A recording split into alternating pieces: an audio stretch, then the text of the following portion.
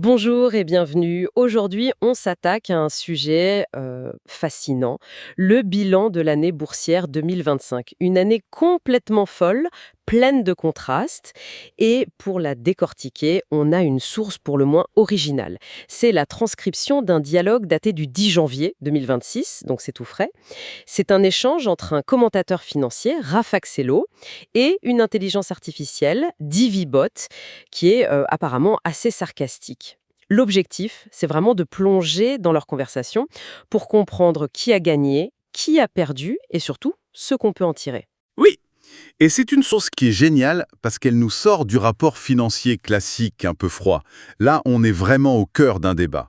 On a d'un côté l'humain, avec ses émotions, ses biais, et de l'autre, la machine, froide, logique et, on peut le dire, un peu vacharde.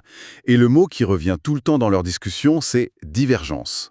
2025, ce n'était pas l'année où un grand courant a tout soulevé, non, c'est une année de champions très isolés. Il fallait avoir misé sur les bons chevaux et uniquement cela. Alors justement, commençons par chez nous. Le CAC 40.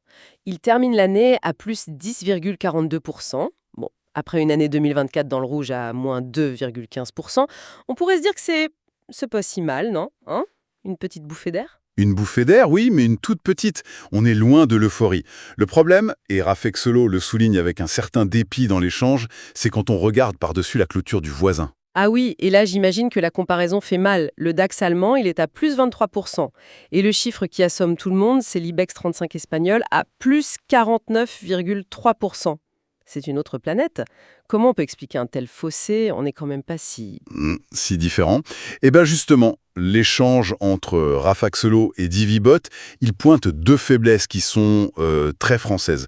La première, c'est un problème de leadership. Nos plus grosses locomotives, celles qui sont censées tirer tout l'indice, elles ont calé. Les exemples cités sont très parlants. Schneider Electric finit dans le rouge à moins 2,49% et Sanofi, un pilier, s'effondre de moins 11,76%. Quand vos meilleurs joueurs marquent contre leur camp, c'est difficile de gagner. D'accord, donc ce n'est même pas un problème de performance moyenne, c'est que les champions habituels ont failli. Et le deuxième point, J'imagine qu'il est moins technique. Exactement. Le deuxième truc, et c'est peut-être le plus lourd, c'est le climat politique. On trouve dans leurs notes une citation d'une analyse d'UBS qui est sans appel. Elle dit « L'incertitude politique restera clé jusqu'à 2027 ». En clair, ça veut dire que les grands investisseurs internationaux, qui pèsent très, très lourd à Paris, ils sont sur la réserve. Ils voient de l'instabilité, donc du risque, et ils préfèrent simplement aller mettre leur argent ailleurs. donc cette frilosité sur le marché français a poussé les capitaux vers d'autres marchés jugés plus dynamiques ou plus stables. Et j'imagine que les États-Unis étaient en tête de liste. Les chiffres là-bas n'ont rien à voir. C'est le jour et la nuit. Le S&P 500 affiche plus 17,9%. Et le Nasdaq, l'indice des valeurs technologiques, plus 21,1%. On est dans une dynamique complètement différente, tirée par un seul et même moteur, l'IA, l'intelligence artificielle. Rafaxelo est d'ailleurs très enthousiaste sur ce point dans le dialogue. On le serait à moins, mais j'imagine que c'est là que l'IA Divibot vient jouer les troubles faits. C'est exactement ça. Rafaxelo est tout fier de la hausse du S&P 500 et Divibot lui balance un truc du genre. Ah oui, le fameux marché haussier où 3 de tes potes payent la tournée pour les 497 autres. Très représentatif. Cette pique, elle nous met directement sur la piste du vrai phénomène de 2025. L'extrême concentration des gains. Attendez, 3 potes pour 497. C'est une image ou c'est proche de la réalité? C'est à peine une caricature. Le chiffre qu'on trouve dans leur analyse est vertigineux.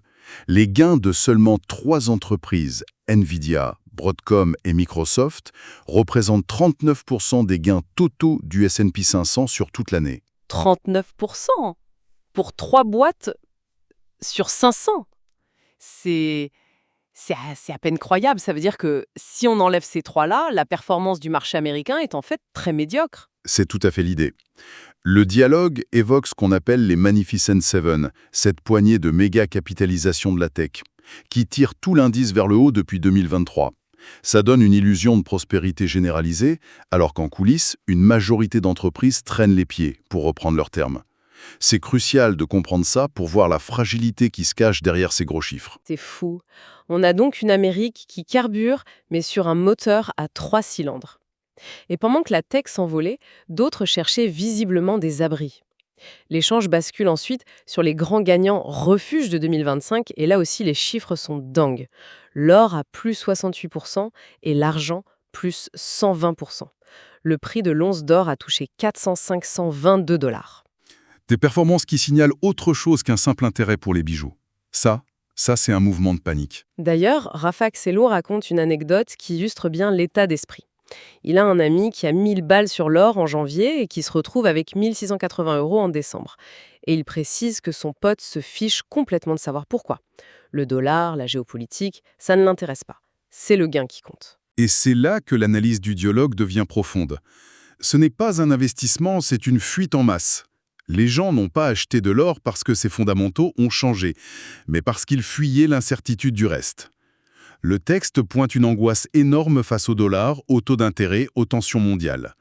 Les acheteurs, ce sont les banques centrales et les épargnants qui ont peur. L'or n'a pas été un indicateur de confiance, mais un thermomètre de l'anxiété générale. Une anxiété qui pousse aussi vers d'autres actifs plus audacieux. On arrive logiquement au Bitcoin. Là encore, record historique à 125 689 $, soit plus 95% sur l'année. Un pari gagnant pour beaucoup. Oui. Et pour le Bitcoin, le dialogue identifie un cocktail de plusieurs facteurs. D'abord, un soutien politique. On parle notamment de Donald Trump, qui a aidé à le normaliser auprès d'un certain public. Ensuite, et c'est peut-être le plus important, il y a eu l'arrivée massive des ETF Bitcoin. On en a beaucoup entendu parler. En clair, ça change quoi un ETF pour un actif comme le Bitcoin ? Pour faire simple, un ETF Bitcoin, c'est ce qui a permis à des investisseurs traditionnels d'acheter du Bitcoin via leur courtier habituel, comme s'ils achetaient une action Total Energy.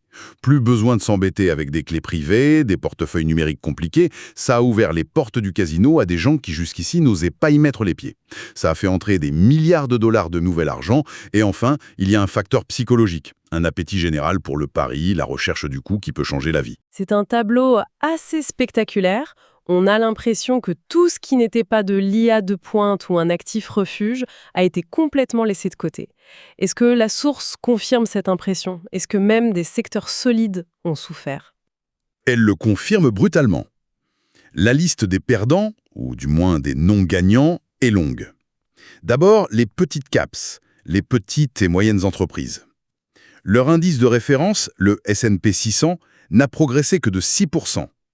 Une misère comparée aux géants. C'est bien la preuve que l'argent n'a pas du tout irrigué le reste de l'économie. Et on a aussi les matières premières, si on accepte l'or et l'argent. Oui, l'indice global des matières premières a chuté de 10,5%. Et même des mastodontes hors tech, comme Total Energy, ont fait du surplace avec un petit plus 4,16%. Dans le contexte de 2025, c'est presque une contre-performance. Même les obligations américaines, qui s'en sortent bien, avec plus 7,3%, ont paru bien ternes à côté des actions stars. La métaphore que Rafak Sello utilise dans le dialogue est crue, mais elle résume tout. C'était du champagne pour les méga-caps et l'or, et de la pisse froide pour le reste. C'est exactement ça. Et à partir de ce constat, ils essayent de dessiner des pistes pour 2026, en se basant sur des analyses de JP Morgan et Goldman Sachs. Le premier avertissement concerne justement ce qui a le plus brillé, ce que le texte appelle l'IA même. L'IA même. C'est-à-dire les entreprises dont le cours de bourse a été davantage tiré par un effet de mode, une hype, que par leurs résultats financiers réels. On est plus dans l'émotionnel que dans le rationnel. Le dialogue prend l'exemple de Nvidia qui s'échange à 24-25 fois ses bénéfices. C'est énorme. Le message est clair, attention à la bulle. Donc le conseil, c'est de ne pas arriver après la bataille et de ne pas tout miser sur les gagnants de l'an dernier. C'est plutôt d'aller chercher ailleurs. C'est la recommandation de JP Morgan citée dans le texte. Les opportunités sont maintenant dans les secteurs sous-valorisés. Les secteurs de la santé, de l'énergie et de la finance sont spécifiquement nommés. Il y a aussi une recommandation de modération sur l'or. Après plus 68%, il faut être prudent. Et le dernier conseil, c'est un classique, mais qui prend tout son sens après une telle année de divergence. La diversification. Ne pas mettre tous ses œufs dans le même panier. Surtout si ce panier est celui de l'IA, qui a déjà des allures de montgolfière. On a parlé des chiffres, des stratégies. Mais le dialogue se termine sur un point qui n'a rien à voir avec les bilans comptables, mais tout à voir avec nos nerfs, le sang-froid.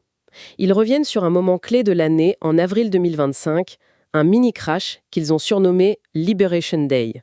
Oui, un souvenir douloureux pour beaucoup d'investisseurs. Une correction éclair et brutale de moins 12%, déclenchée par une simple annonce de Donald Trump sur les droits de douane. Un cas d'école.